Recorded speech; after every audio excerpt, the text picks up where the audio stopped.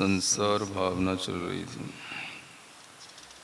भाव संसार के बारे में बताने के बाद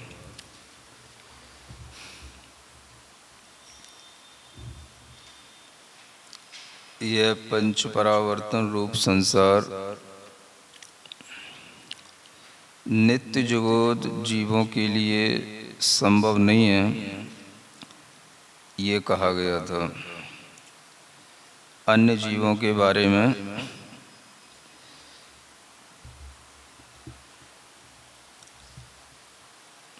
क्या कहें कोई नियामकता नहीं है। ये पंच प्रकार के संसार का व्याख्यान नित्य निगोद जीवों को छोड़ करके अन्य जीवों के लिए करना चाहिए, ऐसा कहा गया है। तो जहाँ जो संभव लगे उस जीवों के लिए यह संभव हो जाता है। आगे यहाँ उसी को और थोड़ा सा बताते हैं। अनुपम अद्वितीयम अनादि मिथ्या दृशोपि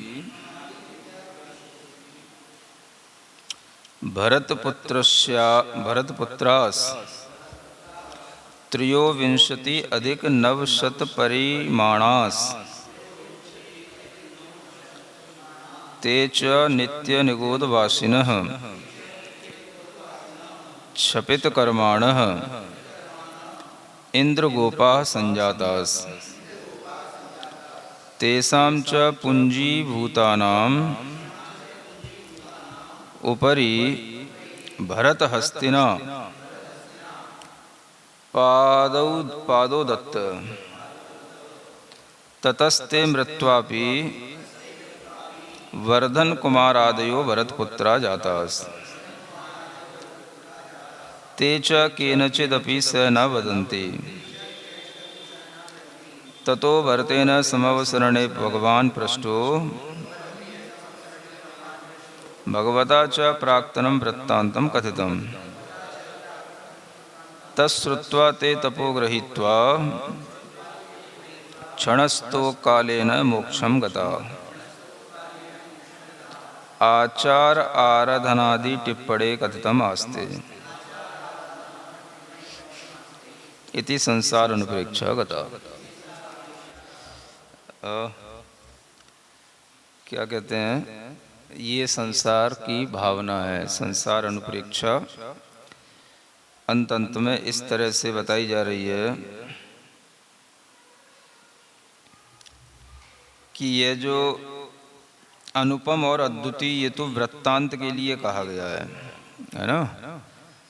आप लोगों को एक जो वृत्तांत बताया जा रहा है वो कैसा है, अनुपम है, अद्वितीय है। और ये अद्वितीय है मतलब और ऐसा दृष्टांत कोई दूसरा देखने को नहीं मिलता, जो इस बात को समझाने के लिए किया जा रहा है कि अनादि मिथ्या दृष्टि होकर के भी जो भरत के पुत्र हैं वे त्रयोविंशति अधिक नवशत है ना, 923 त्रयोविंशति 923। तो वह 923 जो भरत के ये पुत्र हैं ये नित्य निगोद में वास करते थे, है ना, नित्य निगोदवासी थे। कुछ इनके कर्मों का क्षय हुआ, क्षपित कर्माणय कहलाते हैं। जिनके कर्म इस तरह से क्षय को प्राप्त होते हैं कि वह निगोद से निकल करके अचानक से कोई त्रसादि पर्याय प्राप्त कर लें तो उन्हें कहते हैं क्षपित कर्माणय जीवा। तो ऐसे क्षपित कर्मा जीव थे। वो पहले इंद्रगोप बने। इंद्रगोप माने है ना गिजाई। ये जो इंद्रगोप, गिजाई की बजाय ये इंद्रगोप, एक और लाल लाल कीड़े होते हैं ना, गिजाई तो हाँ, वो एक और लाल कीड़े होते हैं जो बरसात में दिखाई देते हैं, हाँ, मतलब काफ़ी अच्छे लाल होते हैं, बिल्कुल पलाश के पत्ते की तरह। तो ऐसे ये लाल लाल ये कीड़े जो होते हैं उनको इंद्रगोप कहा जाता है। वे ये सीधे निगोद से निकल कर के ऐसे लाल रंग के कीड़े बने वो, है ना। और ये सब पूंजीभूत होकर के चल रहे थे एक साथ, बहुत सारी संख्या में कीड़े इकट्ठे होकर के।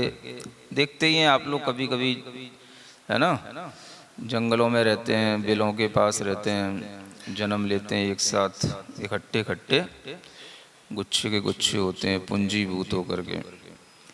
तो ये सब भरत के हाथी के नीचे आ गए ये, है ना, यानी इनके ऊपर भरत के हाथी का पैर आ गया।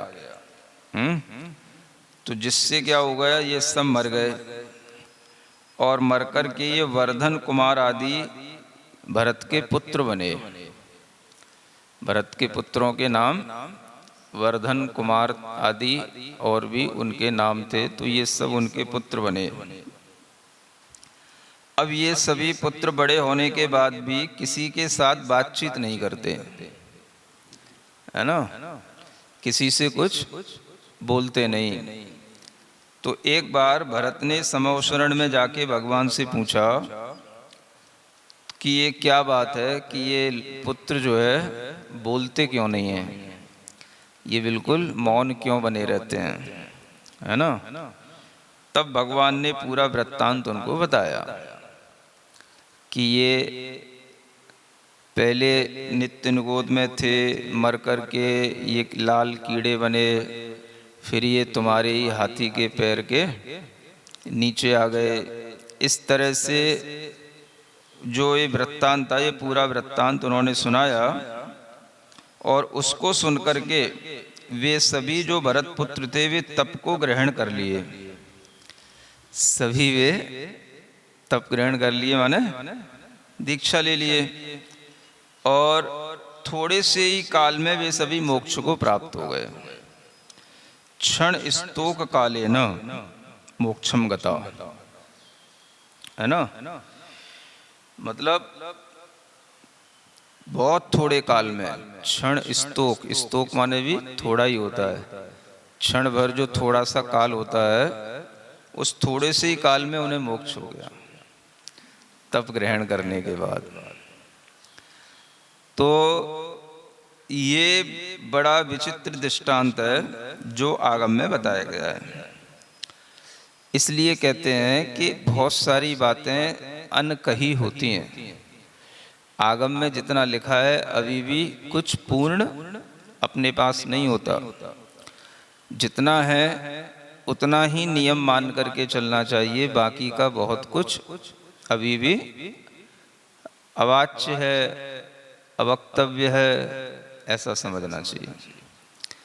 अब ये दृष्टांत एक सामने आ गया तो ऐसा समझ में आ गया कि भाई नित्य निगोद जीव भी निकल करके एक ही पर्याय बीच में धारण करके और अगली पर्याय में इतना बड़ा महापुरुष के पुत्र बन सन्ना बड़ी चीज होती है ना, भरत चक्रवर्ती के पुत्र बनना, है ना, और चरम शरीरी हो जाना, उसी भव से उनका मोक्ष हो जाना, इतने बड़े इक्ष्वाकु वंश के कुल में जन्म लेना जहाँ पे पिता भी तद्भव मोक्षगामी हो और दादा भी तीर्थंकर हो। तो ये इतनी सारी बातें निगोद जीव में आ गईं, और हम कहें कि, है ना,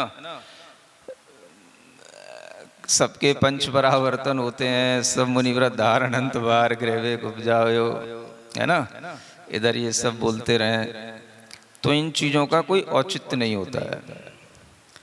इसलिए कहा जाता है कि जो कुछ भी ये आगम के कथन हैं, इनको समझना है कि ये सामान्य है, और विशेष कथन इन उदाहरणों से भी देखने को मिल रहे हैं कि हर कोई जीव अनंत बार ग्रहवेग नहीं उपजा रहा है ना।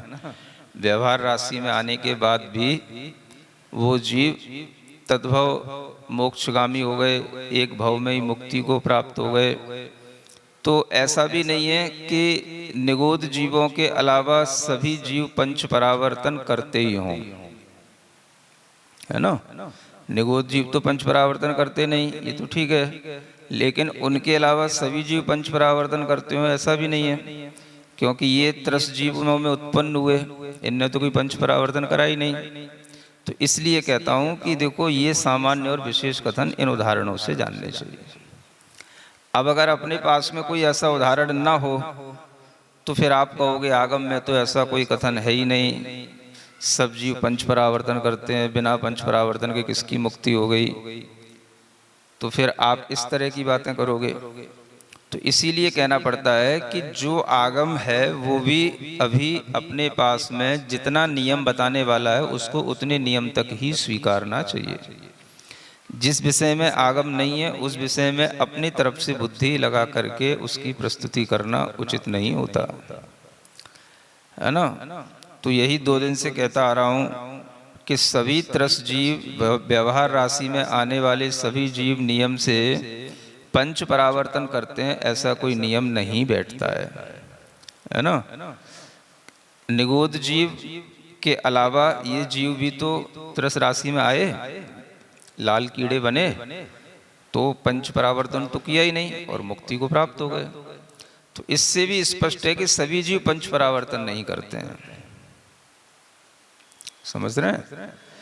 तो ये बातें मुनिव्रत धार अनंत बार ग्रेवे उपजायो, ये फिजूल की गलत बातें हैं, गलत धारणाएं बनाने के लिए हैं, लोगों का व्रत तप के प्रति श्रद्धान घटाने के लिए हैं, है ना। क्योंकि ये सब सोच कर के ही लोग जो है इन व्रत तपों से पीछे हट जाते हैं। मुनिव्रत धार अनंत बार। अब सम्यक दर्शन की रत लगाए बैठे हो, इनसे पूछो इनने कब सम्यक दर्शन प्राप्त कर लिया। पहले सम्यक दर्शन होना चाहिए, फिर सम्यक ज्ञान होगा, तब सम्यक चारित्र लेना, नहीं तो मुनिव्रत धार अनंत बार ग्रीवक उपजाओ वाली बात आ गई। इसलिए पहले सम्यक दर्शन प्राप्त करो, सम्यक दर्शन के बिना सब व्यर्थ है। अब पूछो इनसे, एक साथ इनने तप ग्रहण किया कि नहीं। समो शरण में गए, भगवान की वाणी सुनी, और भरत ने तो भगवान से प्रश्न किया, इनने उसका उत्तर सुन लिया, समझ आ रहा है। और उत्तर सुनकर के ये चुपचाप थे और चुप हो गए। पहले से ही नहीं बोलते थे पिताजी से, अब और चुप हो गए। दादाजी ने कह दिया कि ये तो निगोद से निकल के आए, तब तो अब क्या बोलना दुनिया में आकर के, अब किससे क्या बोले, निगोद से ही आए हैं। तो और एकदम से भीतर से कप गए, तो तपी धारण कर लिया, दीक्षा धारण कर ली। अब कौन सा वो सम्यक दर्शन प्राप्त करने के लिए बैठे रहे। कब सम्यक दर्शन हो गया उनको। जो ये गणित लगाया जाता है 6 डाला पढ़ा करके, पहले सम्यक दर्शन, मोक्ष महल की प्रथम सीढ़ी, ये वो दुनिया की बातें, है ना। हाँ, और पहले से भी कोई उनके पास सम्यक दर्शन की कोई भूमिका नहीं है, निगोद से निकल के आ रहे हैं, कीड़े से जन्म ले रहे हैं। तो इसलिए कहता हूँ कि आगम की बातें उतनी ही नहीं है जितनी आपको पढ़ाई जा रही हैं, है ना। बहुत सारी ऐसी दृष्टांत, ऐसी बातें होती हैं जो आगम में अभी उपलब्ध नहीं है, तो उनको हम इसी रूप में समझ सकते हैं कि हाँ, जब तक हमें कोई विशेष कथन नहीं मिल रहा है तब तक हो सकता है इस तरह का भी कोई वर्णन रहता हो, आगम में कहा नहीं गया। तो एकमात्र पूरे चतुर्थ काल में ये एक दृष्टांत मिला है, इसलिए इसको अनुपम अद्वितीय कहा गया है, जो आपको ये समझाने के लिए है कि नित्य निगोद के अलावा भी अन्य जीव भले ही त्रस पर्याय को प्राप्त कर लें, लेकिन वो पंच परावर्तन नहीं करते हैं, है ना। वैसे तो उदाहरण नित्य निगोद के लिए ही दे रहे हैं, लेकिन नित्य निगोद जीव तो निकल गया ना, अब देखा जाए तो नित्य निगोद में तो पंच परावर्तन होता ही नहीं, तो उसके लिए तो ये उदाहरण भी कैसे फिट बैठेगा। नित्य निगोद में तो वो वहीं पे जन्म ले रहा है, वहीं पे अनादिकाल से जन्म मरण कर रहा है, तो उसमें तो पंच परावर्तन होना ही नहीं। अब जब निकलने के बाद भी त्रस पर्याय में आ गया, जब वो कीड़ा बन गया, 2 इंद्री 3 इंद्री, तो उसके बाद भी जो है वो पंच परावर्तन नहीं करके और सीधा मनुष्य बन के मोक्ष जा रहा है। तो ये उदाहरण एक तरह से इस बात के लिए नहीं है कि नित्य निरोध से निकले जीव के पंच परावर्तन नहीं होते हैं। वो तो वैसे ही हर कोई समझ रहा है नित्य निरोध से रहने वाले जीव के पंच परावर्तन नहीं होते हैं, नित्य निरोध में रह के तो पंच परावर्तन होते ही नहीं। ये उदाहरण तो इस बात की सिद्धि के लिए होना चाहिए कि नित्य निरोध से निकले हुआ त्रस पर्याय में भी आकर के पंच परावर्तन नहीं होते हैं। ये नई बात सीखो आप।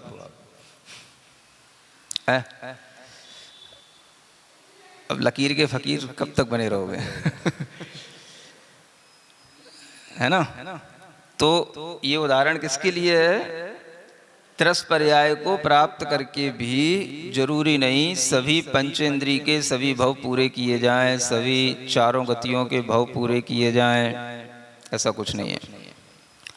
तो ये बात इससे स्पष्ट हो रही है। इसलिए कहता हूं कि कोई जरूरी नहीं है कि सभी जीव पंच परावर्तन करते ही हैं त्रस पर्याय को प्राप्त करके, है ना? और सभी जीव पूरे पंच परावर्तन करेंगे, सभी एक एक परावर्तन उनके पूरे होंगे, ऐसा कुछ नहीं है। ये सामान्य कथन है। करेगा सो कर लेगा, नहीं करेगा तो भाई कोई को उस मतलब सिस्टम में थोड़ी ना उसमें बिठाल दिया गया है कि अब तेरा नंबर आ गया, अब तो उस सर्पणी के दूसरे काल में जन्म ले, कि तू उस सर्पणी के चौथे काल में जन्म ले। ये तो सब कुछ योग नियोग की बातें हैं। हो गया तो हो गया, कहने में आता है कि हाँ इतना जन्म मरण हो चुका है कि सब उस सर्पणी अवसर्पणी के कालों में जन्म ले लिया, हर एक आयु को भोग लिया। ये सब सामान्य कथन है। हर एक व्यक्ति इसी तरह से एक एक समय एक एक आयु को पूरा कर करके पंच परावर्तन करके यहाँ आ रहा हो। ये तो कोई मशीन थोड़ी ना है, सोचने की बात है ना। तो ये सब इसीलिए कहा जा रहा है कि सामान्य कथन को मतलब समझो। सामान्य कथन मतलब ठीक सबके लिए एक बहुतायत से जो होता है वो एक कॉमन सी बात है बस। लेकिन हर एक जीव के लिए ये सब चीज़ें घटित होती हैं, ये अभी भी नहीं समझ आ रहा। और जब तक आपके सामने केवली भगवान नहीं आएंगे तब तक भी समझ में नहीं आएगा, है ना? हाँ, तो ऐसा ही समझना अपने को उचित लगता है। भले ही ये बातें नई सी लगती हैं, लेकिन आप देखेंगे तो आपको समझ आएगा कि ये उदाहरण भी उसी की पुष्टि कर रहे हैं। नित्य निरोध में तो अनंत काल से था ही, उसमें क्या बताना उसको उदाहरण देकर के। नहीं समझे? ये उदाहरण दिया किसके लिए जा रहा है?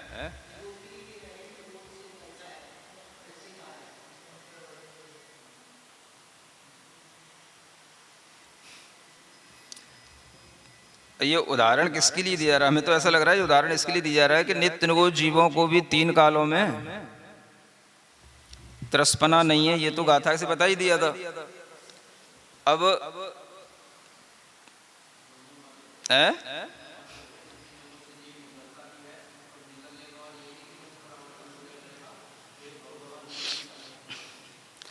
हाँ, तो ये जो ऊपर लाइन लिखी है अयम तु विशेष नित्य निरोध जीवान विहाय पंच प्रकार संसार व्याख्यानम ज्ञातव्यम, है ना? अब इसी लाइन का कोई अर्थ निकाले तो क्या कहेगा? नित्य निरोध जीवों को छोड़ करके पंच प्रकार के संसार का व्याख्यान सबके लिए जानना चाहिए। इसका अर्थ यही तो निकलेगा। तो उनने ये भी नहीं लिखा सबके लिए जानना चाहिए, उनने भी समझदारी से कितना लिखा है? उनको छोड़ करके 5 प्रकार के संसार का व्याख्यान जानो। समझ रहे ना? हाँ हाँ, तो नित्य निरोध जीवों को छोड़ करके, तो यही कहना चाह रहा हूं कि नित्य निरोध जीवों के लिए बस 5 प्रकार का परावर्तन नहीं है, संसार नहीं है। बाकी के लिए सबके लिए हो जाए ये भी जरूरी नहीं है ना? तो ये नहीं कहा गया कि बाकी सबके लिए होगा ही। देखो समझदारी वाली बात, अगर देखो अगर जजमेंट दिया जाता है संविधान का कोई भी नियम पढ़ करके एक एक लाइन की एक एक बात पॉइंट पर जोर दिया जाता है, तो क्या कहा जा रहा है? नित्य निगोध जीवों को छोड़ करके। बस छोड़ा किसको है? नित्य निगोध जीवों को। तो यूं नहीं कहा कि बाकी सबके लिए 5 प्रकार का व्याख्यान है, उनको छोड़ करके ये 5 प्रकार का संसार का व्याख्यान जानना चाहिए। मतलब उनमें ये 5 प्रकार के संसार का व्याख्यान घटित नहीं हुआ, उनके लिए नियम बनाया गया बस। बाकी सबके लिए बस कुछ नहीं कहा। हो भी सकता है, नहीं भी हो सकता है, ये समझना चाहिए, है ना। तो ये चीजें लोग पकड़ नहीं पाते। और जो एक बार किसी मतलब व्याख्यान की परंपरा पंडितों के द्वारा या किन्हीं की ज्ञानियों के द्वारा जो चली आती है, फिर उसी का वो सब रिपीटेशन करते रहते हैं। माने जैसे ये भी एक श्रुत परंपरा बन जाती ना कि एक पंडित जी ने जो बात कह दी और हमने जो बात सुन ली, तो हम वही बात आगे अगले श्रोताओं को बताएंगे कि हमने ये बात बड़े पंडित जी से सुनी थी। तो अब हम बड़े पंडित जी हो गए आज, तो अब हम वही बात दूसरे श्रोताओं को बताएंगे कि हमारे पंडित जी, हमारे गुरु जी यही कहते थे। तो वो एक श्रुत की परंपरा ऐसी बन जाती है कि लोग उससे हट करके न कुछ बोल पाते न सोच पाते। तो एक बार जो ये कहने में आ गया कि नित्य निगोध जीवों में 5 प्रकार का संसार नहीं है, बाकी सब जीवों में 5 प्रकार का संसार होता है, एक बार पंडित जी ने बोल दिया, तो अब यही श्रुत परंपरा बन गई। बाकी सब जीवों में 5 प्रकार का संसार घटित करना चाहिए। माने जो भी जीव त्रस पर्याय में आते हैं, व्यवहार राशि में आते हैं, सब में 5 प्रकार का संसार आ गया। अब ये जो एक चूक हुई इसी लाइन की व्याख्या में, वो चूक अब मतलब पीढ़ी दर पीढ़ी चल गई वो। और वो कहां से हुई? तो बस ऐसे ही व्याख्यान से हो गई। देखो यहां लिखा है ना, नित्य निगोध जीवों को छोड़कर बाकी सब जीवों में 5 परावर्तन होते हैं। अब बाकी तो लिखा नहीं है सब जीवों में होते हैं ऐसा भी नहीं लिखा, लेकिन वो अर्थ निकल आता है ऐसा। बस उनको ही तो छोड़ा गया, बाकी तो नहीं छोड़ा गया। तो ये जो एक धारणा बन गई और इसी धारणा को आगे प्रवाहित कर दिया गया, इससे सबके दिमाग में बैठ गया कि 5 परावर्तन हर जीव के अनंत बार होते हैं, है ना। जबकि यहीं पर इस उदाहरण से देखें तो त्रस पर्याय को प्राप्त करके भी 5 परावर्तन नहीं हो रहे हैं, वो उसी अगले भव से मोक्ष जा रहा है। तो इसलिए यह यहां से स्पष्ट हो जाता है कि कोई भी जीवों के लिए आप ये जो उदाहरण दे रहे हैं कि मुनिव्रत धार अनंत बार ग्रेवे को उपजाए, ये सब जीवों के लिए कभी घटित होगा ही नहीं। समझ आ रहा है? अब आप सोचो कि कोई जीव पहली बार मनुष्य पर्याय में जन्म लिया हो सकता है ना, निगोध से निकल करके पहली बार मनुष्य बना हो सकता है कि वो संयोग से अच्छे जैन कुल में जन्म ले लिया, स्वाध्याय करने वाले सामने लोगों के सामने बैठ गया है? इतना पुण्य तो लेके आ ही सकता है। जब वो चक्रवर्ती का पुत्र बन सकता है तो इतना भी पुण्य लेके आ गया, है ना, कि वो सभा में बैठ गया और पहली बार में आपने उसको ये संबोधन दे दिया, क्या? मुनिव्रत धार अनंत बार ग्रेवे को उपजायो। तो बेचारा क्या सोचेगा? अपन को ये नहीं करना। क्या करना? पंडित जी कह रहे हैं पहले सम्यक दर्शन करो, सम्यक दर्शन करो, तो पहले सम्यक दर्शन करना, है ना। और यहाँ समोसरण में पता ही नहीं पड़ रहा कब सम्यक दर्शन हो गया और उसको मोक्ष ही हो गया। ये सम्यक दर्शन गाएगा जा रहा है। तो इन पंडितों को ये उदाहरण समझाओ, ये अनुपम अद्वितीय जो उदाहरण है ये भी इनके सामने लाओ कि एक भरत चक्रवर्ती नहीं हुए हैं जो क्षण भर में मोक्ष गए हैं, उनके 923 पुत्र भी हैं जो क्षण स्तोक काले न मोक्षम गता। ये भी सीखो। तो एक भरत चक्रवर्ती का ही बस एक दृष्टांत दिए रहते हैं, बस वही वैरागी हुए। अरे भाई एक उदाहरण कोई भी सामने है तो इसका मतलब ये नहीं कि वो एक ही है, ऐसे कितने ही हो गए। गीत किसी ने नहीं गाए किसी के, लेकिन बस भरत चक्रवर्ती के गीत इसलिए कि वो घर में रह करके सम्यक दर्शन रटते रहो, ताकि भरत चक्रवर्ती के उदाहरण से अपन तप लेने से बचे रहें। बस है क्या? हाँ तो ये कहने का मतलब है, ये देखो तो कि लोग कितने उल्टे अभिप्रायों से दुनिया में ये सब पंडिताई कर रहे हैं, शास्त्रों की वाचना कर रहे हैं। समझ आ रहा है? तो इसलिए ये भी कई बार कहा गया कि भाई एक भरत चक्रवर्ती नहीं है जिनका तुम उदाहरण देते रहते हो, ये 923 तो सामने ही है जो क्षण स्तोक काल में मोक्ष गए। इनने कौन सा सम्यक दर्शन की रट लगा करके मोक्ष गए? इसीलिए कई बार कहा गया कि ये सब तो क्षमित कर्माणे जीवा, माने जीवों की अपनी योग्यता है कि उसने कैसे उसके कर्म क्षय को प्राप्त हो गए। ये कोई सम्यक दर्शन से नहीं होता। ये तो क्षपित कर्माणे किससे हो गया? निगोद से निकलने के बाद ही वो क्षपित कर्माणे था, इसलिए वो कीड़ा बन गया। तो ये कोई सम्यक दर्शन का काम नहीं है क्षपित कर्माणे। ये एक सहज योग्यता है। कितने ही जीवों की योग्यता होती है जो स्तोक काल में मोक्ष चले जाते हैं, उसमें सम्यक दर्शन का कोई लेना देना नहीं है। लेकिन ये दुनिया की पंडिताई समय सार पढ़ पढ़ करके लोगों ने भरत चक्रवर्ती को आड़े हाथ लेकर के ऐसी बना दी कि लोग ये समझते हैं कि जिंदगी भर भरत चक्रवर्ती की तरह घर में रह करके सम्यक दर्शन के गीत गाओ और अंत में जो है थोड़े से समय में तप लेकर के मोक्ष चले जाओ।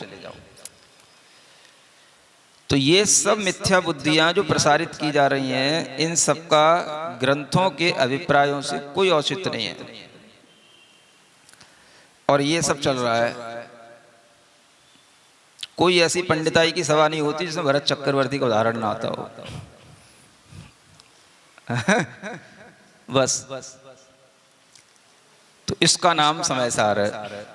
सम्यक दर्शन करो, सम्यक दर्शन करो, ऐसी उल्टी पार्टी पढ़ाई जाती है। और ये सब जो बातें हैं शास्त्रों की, शास्त्रों में ही दबी रह जाती हैं। तो आप देखें क्या लिख रहे हैं कि क्षण स्तोक काल में ये मोक्ष चले गए, थोड़े से ही काल में। जैसे भरत चक्रवर्ती चले गए, उससे भी ये कम काल में मोक्ष चले गए। तो ये सम्यक दर्शन से इसका कोई लेना देना नहीं है। जो दुनिया में ये सोनगढ़ी लोग उल्टी पट्टी पढ़ाए रहे हैं सबको कि पहले सम्यक दर्शन करो, सम्यक दर्शन करो, इसका दुनिया में कोई ये सम्यक दर्शन करने का कोई औचित्य नहीं है। भगवान के समौ शरण में गए, वहां पर भगवान की वाणी सुनी और वाणी सुनकर के सीधा प्रतिबोध उत्पन्न हुआ, वैराग्य हुआ, तप धारण किया, आत्म ध्यान किया, क्षण भर में मोक्ष की प्राप्ति हो गई। और ये सम्यक दर्शन की रट लगाए बैठे हैं। कब सम्यक दर्शन होगा इनको? जिंदगी भर पढ़ते पढ़ते निकल जाती है, सम्यक दर्शन नहीं हो रहा। और यहाँ कब मोक्ष हो गया यही पता नहीं पड़ रहा। समझ आ रहा है? तो इसलिए ये बहुत बड़ा पंचम काल में, हुंडा अवसर्पणी काल में ये पंथ उत्पन्न हुआ है, जिसने सारे शास्त्रों का मतलब उल्टा व्याख्यान करके जगत को भटका रखा है। ये पंथ एक बहुत बड़ा पंथ पैदा हो गया। ये बहुत बड़ा एक तरह से कलंक है कली काल के लिए, बहुत बड़ा कलंक है।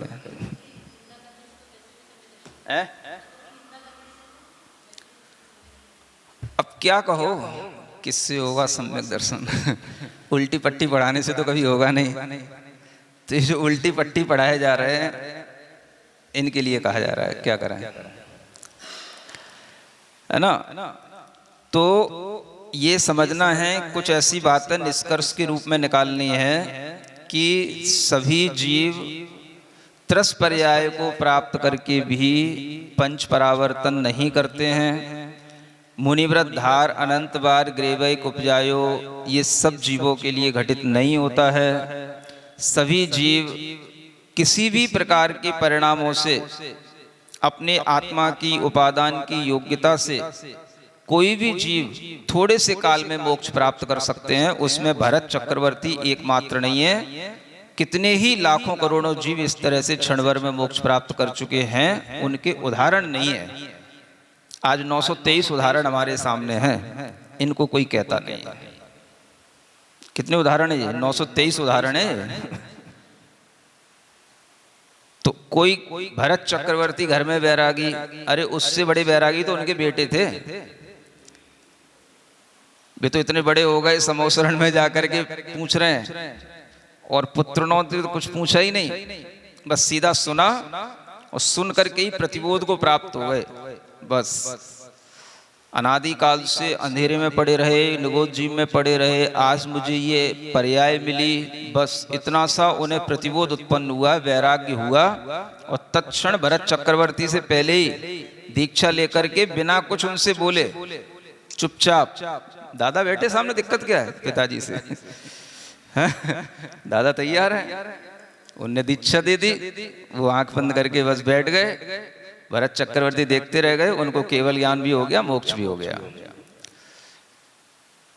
और ये पंडित लोग बस समय सार पढ़ पढ़ करके भरत चक्रवर्ती घर में बैरागी, भरत चक्रवर्ती घर में बैरागी। अरे उनसे बड़े बैरागी तो उनके ये 923 पुत्र हैं। वो क्या बैरागी? अपने भाई पे चक्कर चला रहे हैं क्या बैरागी? तो इसलिए कहना पड़ता है कि ये उल्टी पढ़ाई जो दुनिया में पढ़ाई जा रही है, ये ठीक नहीं, ये लोगों को भटकाने वाली पढ़ाई है। वैसे ही जीव मिथ्यात्व में डूबे हुए हैं, एक मिथ्यात्व ये और सामने आ जाता है ना? तो इससे ये निष्कर्ष निकालना, ये संसार अनुप्रेक्षा का मतलब है कि संसार में किस तरह से नित्य निगोद आदि पर्यायों में जीव दुखी रहे हैं, इसको जान करके इस त्रस पर्याय को अगर हमने प्राप्त की है तो इसको सार्थक बनाना, इसका नाम है संसार अनुप्रेक्षा का प्रयोजन, है ना? जैसे 923 पुत्रों ने तुरंत सार्थक बना ली समोसरण में बैठते ही बैठते। बस कोई से बोलने की जरूरत नहीं है, न पिताजी से न मम्मी से, बस चुपचाप रहे और जिंदगी भर बस मौन रह करके मोक्ष चले गए। तुम जानो तुम्हारी चक्रवर्ती बना, तुम वो हमें नहीं बनना, तुम्हारा पुत्र चक्रवर्ती के पुत्र हमें नहीं बनना। नहीं समझे? कितनी बड़ी भोगाकांक्षा का त्याग है भाई। चक्रवर्ती का पुत्र ही समझेगा ना, चक्रवर्ती पिता के जाने के बाद तो चक्रवर्ती हम ही बनेंगे। इतनी बड़ी भोगाकांक्षा को उनके सामने छोड़ के चले जाना, इसको कहते हैं भोगाकांक्षा का त्याग। कोई मतलब नहीं। तो ये जो व्यक्ति को तत्व समझ में आ जाता है वो ऐसे ही मौन रह जाता है, शांत। समझ आ रहा है? हाँ, बस आत्म कल्याण में लग जाता है, शांत रह जाता है, वो इधर उधर की फिर पंचायतों में पड़ता नहीं है। इस उदाहरण से ये सीखना, इसका नाम है संसार अनुप्रेक्षा। कोई क्या कह रहा है, कोई क्या बोल रहा है, किसके लिए क्या संकलेश करना, क्या मतलब इन सब चीजों के? भाई कहाँ से ये पर्याय मिली है और इस पर्याय में अब क्या करना है? जो सर्वोत्कृष्ट है वो करो, है ना? बाकी का उसके पीछे तो अपने आप आ ही जाएगा। सर्वोत्कृष्ट है वो करने की कोशिश करो बस।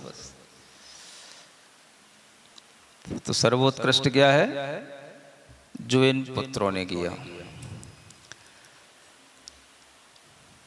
अब बाकी तो सब वहां पे भी यही पंडिताई हो रही होती समोसरण में। तो भैया पहले सम्यक दर्शन कर लो, पहले सम्यक दर्शन कर लो, पहले समर्पण तो दिखा दो। क्या दिखा दो, हो गया कल्याण एक क्षण में। तो इसलिए जो लोग ये कहते हैं कि सम्यक दर्शन के बिना सम्यक चारित्र नहीं होता है, उनको भी ये उदाहरण बताओ, है ना? एक और निष्कर्ष इससे निकलता है इन उदाहरणों से।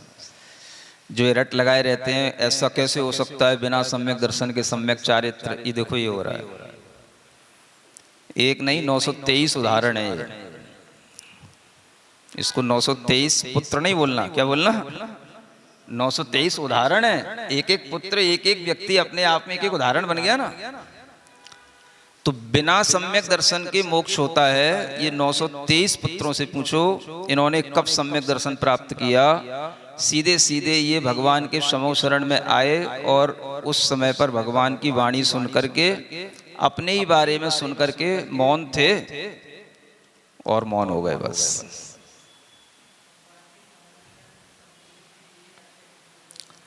भगवान के समौशरण में सम्यक दृष्टि जीव ही जाते हैं, ये भी सामान्य कथन है। समझ आ रहा है? हाँ, सब जाते, सब कुछ होता है। जो कुछ भी शास्त्रों में लिखा गया है ये सब जब मैच्योरिटी आएगी ना तब समझ में आएगा कि ये क्या कितना सत्य है और क्या कितना एक सामान्य कथन है। क्या जी कह तो रहे हैं, ये सब सामान्य कथन है भाई, सब जाते हैं समोशरण में। हाँ, सब सामान्य सी बातें हैं। बहुतायत जीव वहां जाते जाते सम्यक दृष्टि हो जाते हैं, सब सम्यक दृष्टि बन करके ही पहुंचते हैं, ऐसा कोई नियम नहीं है। सब जाते हैं, सब सुनते हैं, सबकी बुद्धि किसी की फिरती है, किसी की वैसी बनी रहती है। कोई समोशरण से सुन करके बाहर आकर के फिर चिल्लाते हैं, कोई सर्वज्ञ नहीं है। हाँ, समोशरण में जाने के बाद सुनने के बाद भी चिल्लाते हैं, ये भी सामान्य कथन है। हाँ, ये कोई भी चीजें जब आप अपने अनुभव से सीखोगे ना कोई चीजें, तब आपको समझ में आएगा कि सामान्य और विशेष क्या होता है। समस्या तो ये है ना, तो हर चीज आगम की बिल्कुल वही नहीं है जो एक लाइन में लिखी हुई है जैसा हमने समझ लिया है। वो आगम में लिखा होते हुए भी वो एक आचार्य के अभिप्राय से लिखी गई, दूसरे आचार्य ने अपना अभिप्राय मान लो नहीं लिखा, वो हमारे पास उपलब्ध नहीं है, तो उनका अभिप्राय तुम्हारे पास आया ही नहीं। तो बहुत सारी चीजें हैं, है ना। तो ये कोई नियम नहीं है कि सम्यक दृष्टि जीव ही भगवान के समोशरण में बैठते हैं। हाँ, चारों ने कहा है कि देव देवियां बैठे रहते हैं, असंख्यात देव देवियां बैठे रहते हैं, मतलब एक बार भगवान के समोशरण में पहुंच गए सब सम्यक दृष्टि हो गए। और समोशरण में जाना तो उनको अनिवार्य है कि भाई जब अपना इंद्र स्वामी जा रहा है तो उनके पीछे उनको जाना अनिवार्य है। तो कहां से सम्यक दृष्टि होगा सब?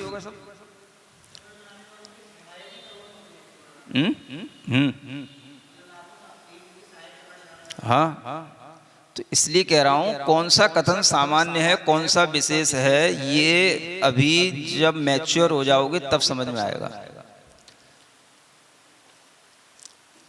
अभी बाल बुद्धि में चीजें प्रवेश नहीं करेंगे। हाँ, तो जो लोग उम्र से बढ़ जाते हैं लेकिन इस तरह से कभी व्यापक दृष्टिकोण से नहीं सोचते, वो मैच्योर कभी हो नहीं पाते।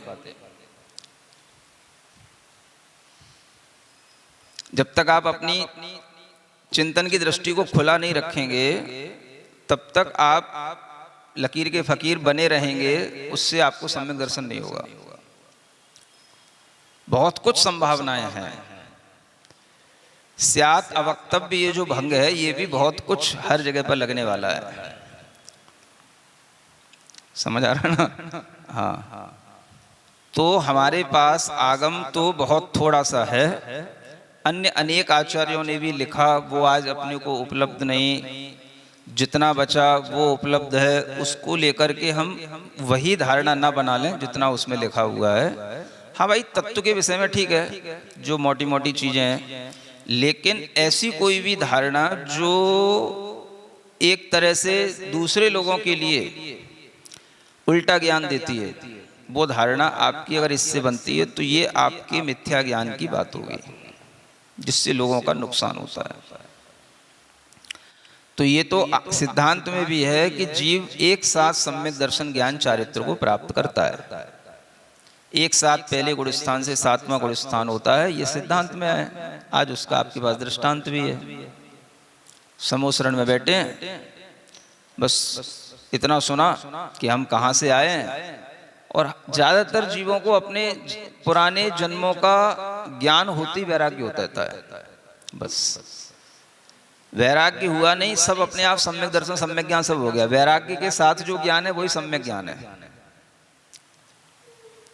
और वैराग्य के साथ आपको ये समझ में आ गया कि संसार में कुछ नहीं है, संसार से पार उतरना है, बस इतना सा श्रद्धान हुआ, इसी का नाम सम्यक दर्शन है। कोई चीजें ही नहीं है। तत्व श्रद्धान तत्व श्रद्धान तत्व श्रद्धान जिंदगी भर रट रहे हैं। संसार क्या है, मोक्ष क्या है, बस इतना सा समझ में आ जाए, इसी का नाम सम्यक दर्शन है। संसार और मोक्ष का स्वरूप आ गया, बस बात खत्म। भाई हम संसार में ऐसे दुखों में भटकते रहे, मेरी आत्मा निगोद में कीड़ों में, और मैं ही आज पंचेंद्री, बस इतनी सी आंखें खुली नहीं, भीतर सम्यक दर्शन हो जाता है। कौन सा तत्व श्रद्धान हो गया, अधिगमज निसर्गज ये वो दुनिया की पंचायत है। भाई हो गया सो हो गया, अब तुम उसको जो नाम दो सो देते रहो। जो होना सब वो तो हो ही गया। अब तुम अपना सिद्धांत बगाड़ते रहो, कौन सा हुआ, क्या हुआ, क्षयक है कि क्षयोपम है कि ये है कि वो है, वो तुम सोचते रहो। जिसको जो करना है वो तो करके चला गया।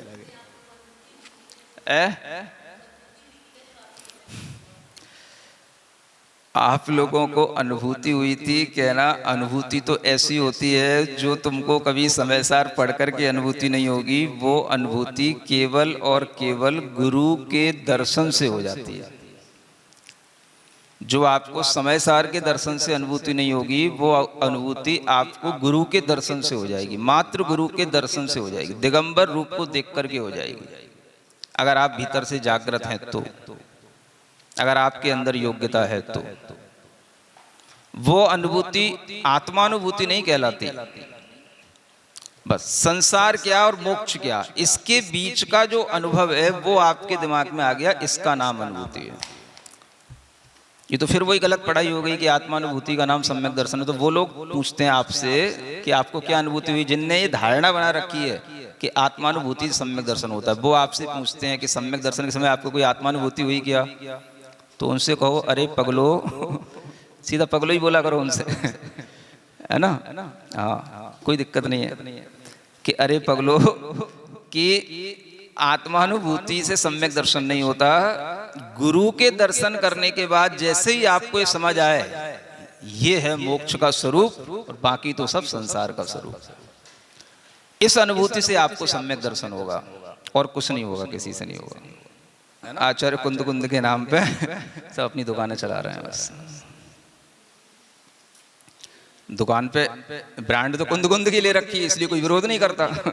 तो उनके नाम पे अपनी दुकानें चला रहे हैं। बस अच्छी चल रही पंचम काल है, सबकी चलती है।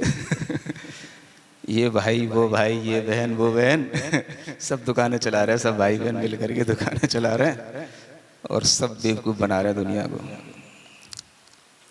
तो इसलिए संसार अनुप्रेक्षा अपने आप में महत्वपूर्ण है। एक भी अनुप्रेक्षा का आप हृदय से अपने अंदर ज्ञान ले लोगे, चिंतन कर लोगे, तो आपको सब हो जाएगा, सम्यक दर्शन ज्ञान चार्य सब हो जाएगा। क्योंकि संवर का कारण कहा गया है, संवर है इससे, इसी से संवर होगा, मिथ्यात्व का संवर होगा, असंयम का संवर होगा, सब हो जाएगा इसी से। तो हम केवल सम्यक दर्शन का ही रट ना लगाएं, हर चीज जो ग्रंथों में बताई गई है उसका महत्व समझेंगे तब संवर होगा, है ना। इस तरह से संसार अनुप्रेक्षा पूर्ण हो जाती है।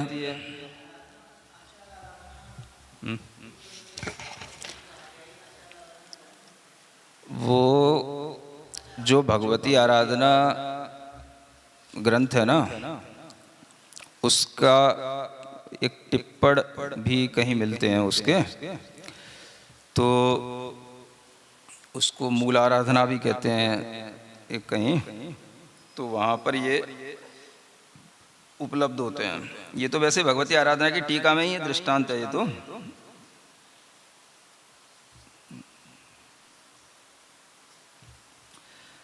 और जहाँ पर ये आचार को बताने वाले ग्रंथ हैं, आचार आराधना आदि, उनके टिप्पण में भी ये बोलते हैं। भगवती आराधना भी है, आचार आराधना भी है। माने ग्रंथों के नीचे जो फुटनोट्स लिखे रहते हैं वो टिप्पण कहलाते हैं। तो वहाँ पर भी इसको कहीं उदाहरण दे करके इस तरह से बताया गया है। तो कोई चीज़ हाशिए पर रहती हैं, कभी कभी उन्हें मुख्य ग्रंथ का विषय नहीं बन पाते हैं, वो हाशिए पे ही रह जाती हैं कुछ चीज़ें, ऐसा भी समझ सकते हैं। टिप्पण माने हाशिए पर रह गई वो सब चीज़ें, है ना, ऐसा। अथ ऐकत्व अनुप्रेक्षा कथ्यते तद यथा निश्चय रत्नत्रय एक लक्षणैकत्व भावना परिणतस्य अस्य जीवस्य निश्चय नयेन सह सहज आनंद सुखादि अनंत गुण आधारभूत केवल ज्ञानम एवैकम सहजम शरीरम।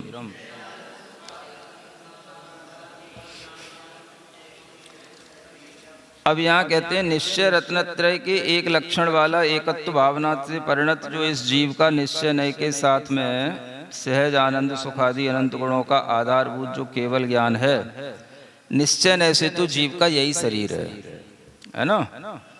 निश्चय नय से इसको शरीर कहा गया। जीव अनंत गुणों का जो आधारभूत है, केवल ज्ञान रूप है, यही जीव का एकमात्र शरीर है। शरीरमिति को अर्थ, इसको आप शरीर क्यों कह रहे हैं? स्वरूपम न च सप्त धातुमय औदारिक शरीरम। जो शरीर का मतलब है यहाँ पर वही उसका स्वरूप है। जीव का केवल ज्ञान आदि से युक्त होना ही उसका स्वरूप है। सप्त धातुमय औदारिक शरीर होना यह उसका स्वरूप नहीं है, ये यहाँ पर बताया गया है। चलो बाकी का बाद में।